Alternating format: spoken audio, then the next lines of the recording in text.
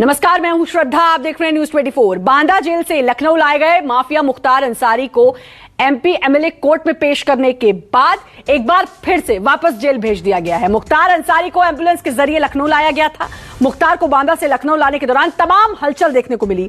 मुख्तार को रास्ते में ला रही एक गाड़ी भी खराब होने की बात सामने आई। इस दौरान उनके बेटे और मऊ के विधायक अब्बास अंसारी ने मुख्तार की सुरक्षा को लेकर भी सवाल उठाए। उधर रोपड़ से यूपी लाने के दौरान एम्बुलेंस देने के मामले में एक बार फिर आरोपी डॉक्टर अलका राय और उनके भाई एसएन राय को हिरासत में ले लिया गया है।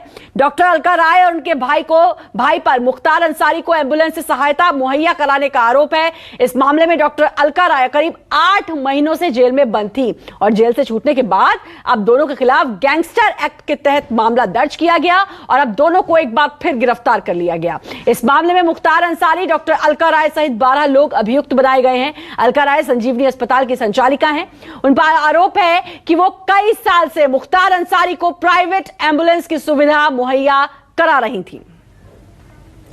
अशोक तिवारी हमारे सहयोगी लखनऊ से हमारे साथ जुड़ गए हैं।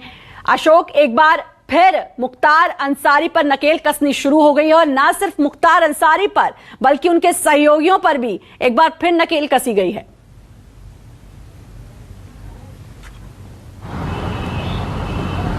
देखिए, निश्चित तौर पर इन दिनों आप देखिए कि जब कल मुख्तार अंसारी को बांदा से लखनऊ एक मामले की सुनवाई के लिए लाया गया था तो भी एक भारी सुरक्षा घेरे के बीच मुख्तार अंसारी को लाया गया था। और आपको याद होगा कि जब पंजाब से उत्तर प्रदेश की बांदा जेल में मुख्तार अंसारी को शिफ्ट किया गया था, उसके बाद कल ये पहला मौका था जब मुख्तार अंसारी को सशरीर कोर्ट में पेश किया गया था। हालांकि कल जिस मामले में मुख्तार अंसारी को कोर्ट में पेश किया गया था उसकी अगली सुनवाई के लिए 8 अप्रैल की तारीख मुकर्रर कर दी गई है। लेकिन इतना जरूर है कि बाराबंकी के एक पुराने मामले में मुख्तार अंसारी पर कार्रवाई बहुत तेज देखने को मिल रही है। आपको याद होगा जब पंजाब में एक मामले की सुनवाई के दौरान मुख्तार अंसारी उत्तर प्रदेश से पंजाब जा रहे थे तो एक एम्बुलेंस में उनको पंजाब ले जाया जा रहा था और बाद में उसको लेकर बड़े सवाल भी खड़े हुए थे और उसके बाद मामला भी पंजीकृत किया गया था कि आखिरकार ये एम्बुलेंस कहां से आई, प्राइवेट एम्बुलेंस का कैसे उसमें इस्तेमाल किया गया। तो बाद में जांच में पाया गया था कि बाराबंकी के एक पते का जिक्र उसमें सामने आया था, एक अस्पताल का नाम भी सामने आया था। लेकिन जब जांच की गई थी तो पता ये चला था कि एम्बुलेंस तो उस पते पर थी लेकिन वो अस्पताल उस पते पर नहीं था। बाद में जब पड़ताल आगे बढ़ी थी तो मऊ में एक अस्पताल का जिक्र आया था जो डॉक्टर अलका अग्रवाल संचालित करती है, उनके भाई का भी नाम आया था और उस मामले में अलका राय और उनके भाई दोनों लोगों को जेल भी भेजा गया था।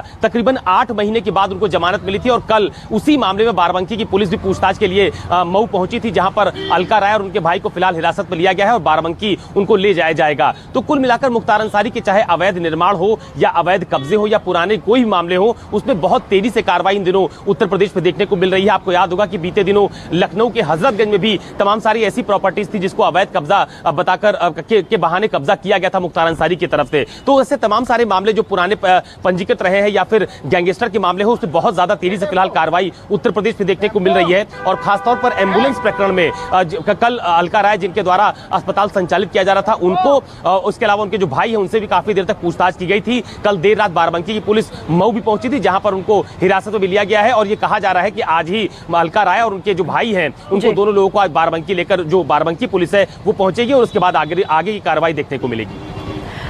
अशोक, कल उनके बेटे ने यह भी कहा था कि भाई जब गाड़ी खराब हुई थी तो उन्होंने सवाल भी उठाया था, सुरक्षा को लेकर सवाल उठाया था। तो क्या यह कहा जाए कि योगी सरकार एक बार फिर से आ गई है और अब योगी सरकार भी फुल एक्शन में है और उससे मुख्तार और मुख्तार के करीबी उनके बेटे उन सब में खौफ है?